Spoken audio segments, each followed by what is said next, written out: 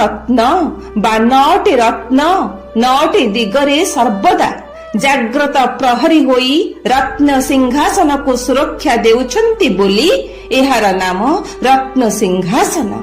हाँ भक्त बंधु, कला मुगुनी पत्थर निर्मित एही रत्न सिंहासनर पूर्व दिगरे रहिछंती हीरा, पश्चिम रे रहिछंती वैदुर्य, उत्तर रे रहिछंती विद्रुम, दक्षिण रे रहिछंती मुक्ता, अग्निकोण रे रहिछंती स्फटिक, नैऋत्य कोण रे रहिछंती पुष्पराग, वायुकोण रे रहिछंती चंद्रकांत, ईशान कोण रे रहिछंती इंद्र नीलमणि।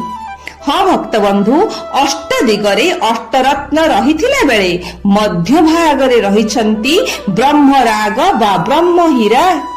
कोटि हृदयर श्रेष्ठ रत्न जिए से दारू रूप धारण करी जेउठी विराजमान करिछंती सेही स्थानकु बा तांकु एहीपरि भावरे नवरत्न अहरह जाग्रत प्रहरी होई सुरक्षा देउथिबारु सेही अंतर्वेदी सेही महावेदीर नाम रत्न सिंहासन बा रत्न वेदी।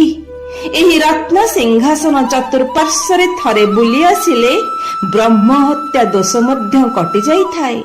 तेणु शास्त्र कुहंती जानी कानी च पापानि ब्रह्म हत्या शतानि तो तानि सर्वाणि नश्यन्ति प्रतिक्षणं पदे पदे।